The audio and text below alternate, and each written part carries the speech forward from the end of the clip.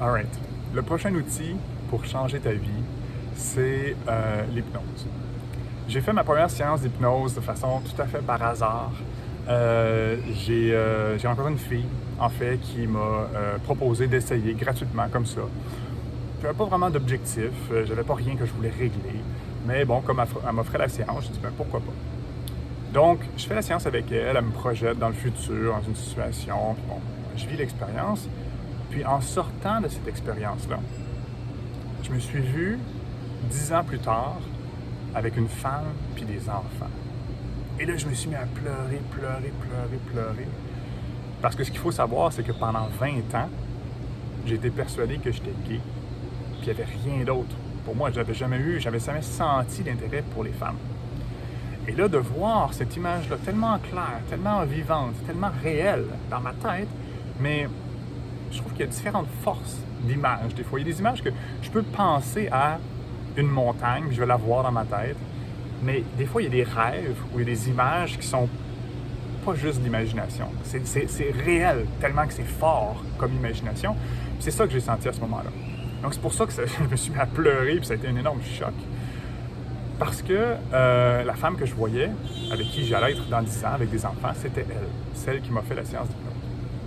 Donc, bon, elle savait que j'étais gay, fait qu'on a continué de se voir quelques fois, je lui ai expliqué ce qui s'était passé, puis après 2 mois, ben à force de me faire dire autour de moi, par tout le monde, « Hey, c'est tellement beau de vous voir, vous avez tellement l'air amoureux, tout ça », ben, j'ai commencé à me poser des questions, puis j'ai réalisé que je sentais vraiment de l'amour très fort pour elle, et elle aussi pour moi, donc on a sorti ensemble.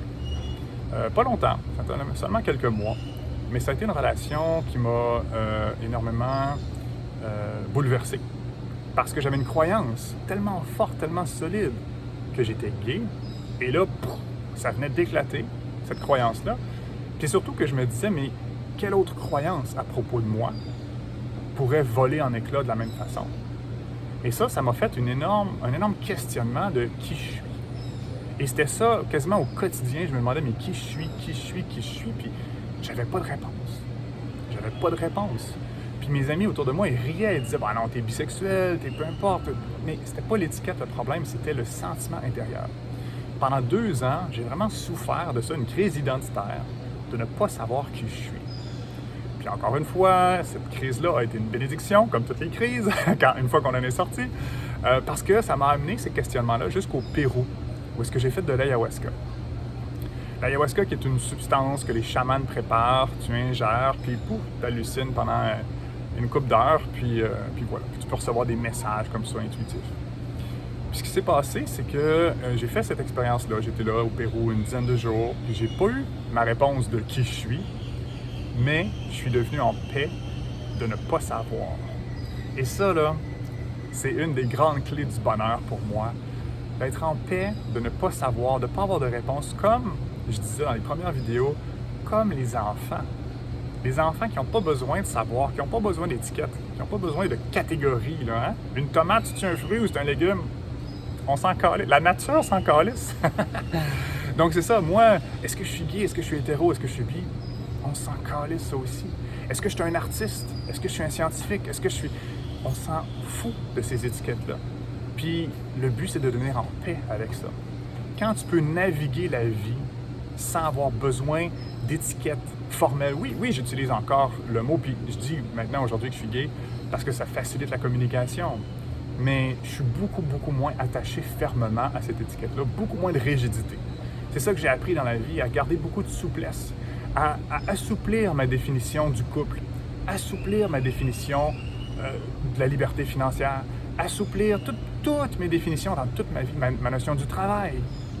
Tout ça évolue, puis ça devient de plus en plus souple, et ça me donne encore plus de liberté. Et ça, c'est fondamental.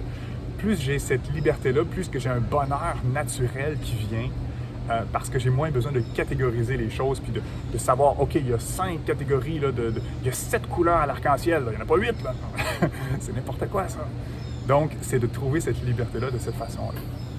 Donc, le travail des psychotropes a été extrêmement important pour moi. Souvent, c'est pas... l'expérience va être révélatrice, va être très forte. Mais comme je disais dans l'autre vidéo aussi, c'est le travail qui va suivre tout ça. Parce que ce que ça vient faire, là, l'expérience de psychotrope, ça vient bifurquer ta vie de quelques degrés. Tu t'en vas dans une direction, puis là, le psychotrope, il vient faire pouc, un petit changement de quelques degrés. Puis dans une semaine, ça ne fait pas vraiment de différence. Dans un mois, dans un an, dans 10 ans, d'avoir changé ta trajectoire de quelques degrés, ça va faire une énorme différence sur la destination où est-ce que tu vas te rendre. C'est ce qui va faire que tu te rends au bonheur, que tu te rends à la liberté financière, que tu te rends à peu importe ce que tu veux, mais c'est avec le temps. Mais ce changement-là de direction est ultra fondamental. Donc, voilà. C'est le travail avec les psychotropes, puis j'en ai plein d'autres expériences, puis je vais en parler dans la prochaine vidéo. À tout de suite!